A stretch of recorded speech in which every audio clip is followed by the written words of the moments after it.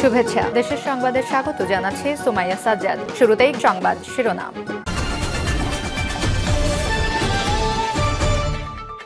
আমরা ঢামিতে নয়, স্বচ্ছ নির্বাচনে বিশ্বাসী, বলছেন তারেক রহমান। এরপর জানিয়ে দেব আওয়ামী লীগকে কি নির্বাচনে আনা হবে, প্রশ্ন রুমিন ফারহানার। আরো জানিয়ে দেব তত্ত্বাবধায়ক সরকার ব্যবস্থা স্থায়ী সমাধান নয়, বলছেন জাতীয় নাগরিক কমিটি। এদিকে আগামী ৪২ বছরেও আওয়ামী লীগ ক্ষমতায় আসতে পারবে না, বলছেন দুলু। এবং সর্বশেষ জানিয়ে দেব বিশ্ব ইজতেমা ময়দানে দুই পক্ষের সংঘর্ষে নিহত ৩ জন, আহত শতাধিক। শিরোনাম শুনলেন, এখন বিস্তারিত। তবে তার আগে ভিডিওটিতে একটি লাইক, কমেন্ট, শেয়ার করে সবাইকে দেখার সুযোগ করে দিতে বিশেষ অনুরোধ রইল।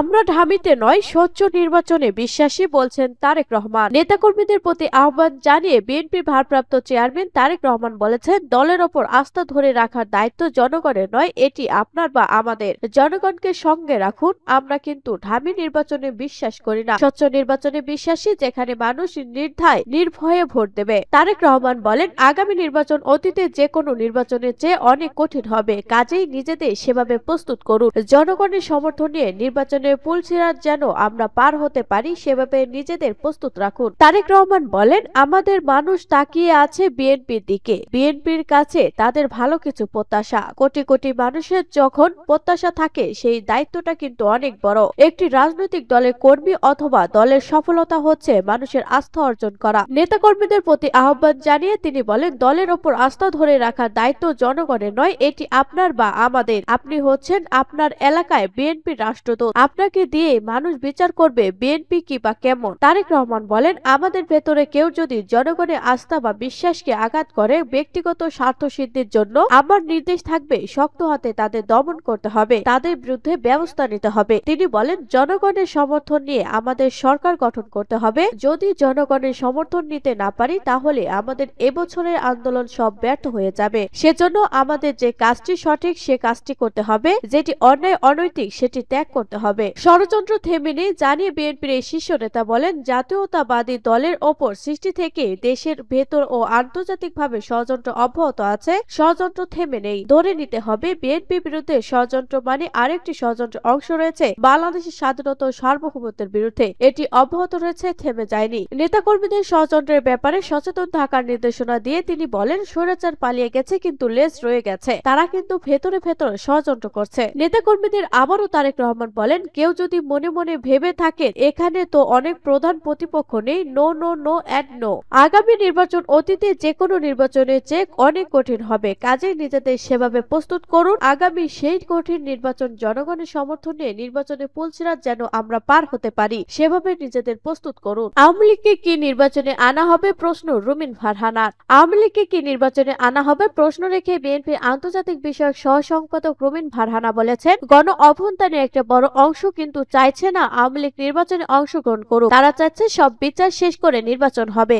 অনেক দিক থেকে অনেক প্রশ্ন আছে, সুতরাং আমরা শুধু আজ আর কালের কথা ভাবতে হবে না, আজ থেকে 10 থেকে 20 কিংবা 50 বছর পর কি হবে সে কথাও ভাবতে হবে। তিনি বলেন, বলা হবে 2014-18 সালের নির্বাচনে যা হয়েছে 2024-25 সালের নির্বাচনও তাই হয়েছে। সুতরাং এই সব কিছু চিন্তা মাথায় রেখে আমাদের নির্বাচনের পথটা পাড়ি দিতে হবে। রুমিন ফারহানা বলেন, আওয়ামী লীগ যদি নির্বাচনে মাঠে আসে, তাহলে নির্বাচনে মাঠের পরিবেশ কি হবে? একটা কি মারামারি রক্তপাতের দিকে বাংলাদেশ যাবে? আমি মনে করি এই প্রশ্নগুলো সবার মনে আছে, কেউ মুখে বলছে না। সুতরাং দয়া করে প্রশ্নগুলো নিয়ে আলাপ আলোচনা হওয়া উচিত। এই প্রশ্নগুলো সুরাহা বা সমাধান এই আলাপ আলোচনার মধ্যে দিয়েই হওয়া উচিত। বিএনপির সাবেক এই সংসদ সদস্য বলেন, গত 5 আগস্টের পর নানা মহল বিভিন্ন ষড়যন্ত্রে ব্যস্ত। তারা একদিনের জন্য এই সরকারকে শান্তিতে দেশ পরিচালনা করতে সুযোগ দিতে রাজি নয়। আমরা বিশ্বাস করি করি দেশকে মানুষও বিশ্বাস করে একটি নির্বাচিত সরকার যত সহজে এই ধরনের অস্থিতিশীলতা বা সমস্যা মোকাবেলা করতে পারে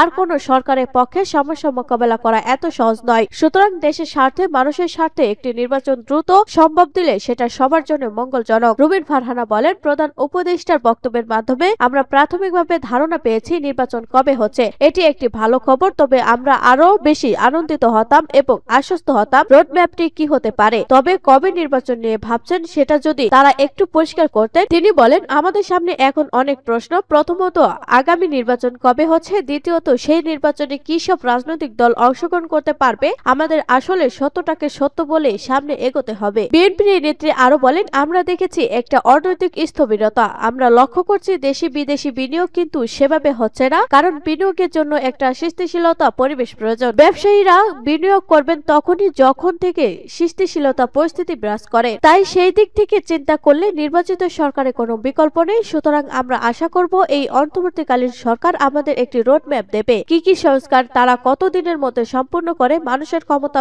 মানুষের হাতে ফিরিয়ে দেবে, এটা আমাদের প্রত্যাশা। তত্ত্বাবধায়ক সরকার ব্যবস্থা স্থায়ী সমাধান নয় বলছেন জাতীয় নাগরিক কমিটি। হাইকোর্ট কর্তৃক সংবিধানের পঞ্চদশ সংশোধনের আংশিক অবৈধ রায় দেওয়ার মধ্য দিয়ে নির্বাচনকালীন নির্দলীয় তত্ত্বাবধায়ক সংস্কার ব্যবস্থা ফিরেছে। এর প্রতিক্রিয়ায় জাতীয় নাগরিক কমিটি বলেছে, তত্ত্বাবধায়ক সরকার ব্যবস্থা কোনো কাঙ্ক্ষিত গণতান্ত্রিক প্রক্রিয়া নয়, এটা কোনো স্থায়ী সমাধান নয়। মঙ্গলবার রাতে মুঠোফোনে জাতীয় নাগরিক কমিটির মুখপাত্র সামান্তা শারমিন সমকালকে এই প্রতিক্রিয়া জানিয়েছেন। সামান্তা শারমিন বলেন, আমরা সংস্কার কমিশনের প্রস্তাব জমা দিয়েছি। আমরা সেখানে বলেছি তত্ত্বাবধায়ক সরকার ব্যবস্থা কোনো কাঙ্ক্ষিত গণতান্ত্রিক প্রক্রিয়া নয়। এটা থাকা মানে বোঝায় বাংলাদেশ বা এটা যে দেশে থাকবে সে দেশে গণতন্ত্রের গঠন প্রক্রিয়া গণতন্ত্রের চলমান প্রক্রিয়া শান্তিপূর্ণ নয়। এটি রাষ্ট্রে 53 বছর পর এটা অপমানজনক। সর্বোচ্চ 2টি নির্বাচনে থাকতে পারে জানিয়ে তিনি বলেন, তারপর সংস্কার প্রস্তাবনা আমরা বলেছি আগামী 2টা নির্বাচন পর্যন্ত সর্বোচ্চ তত্ত্বাবধায়ক সরকার ব্যবস্থা থাকতে পারে, তবে এটা কোনো স্থায়ী সমাধান নয়।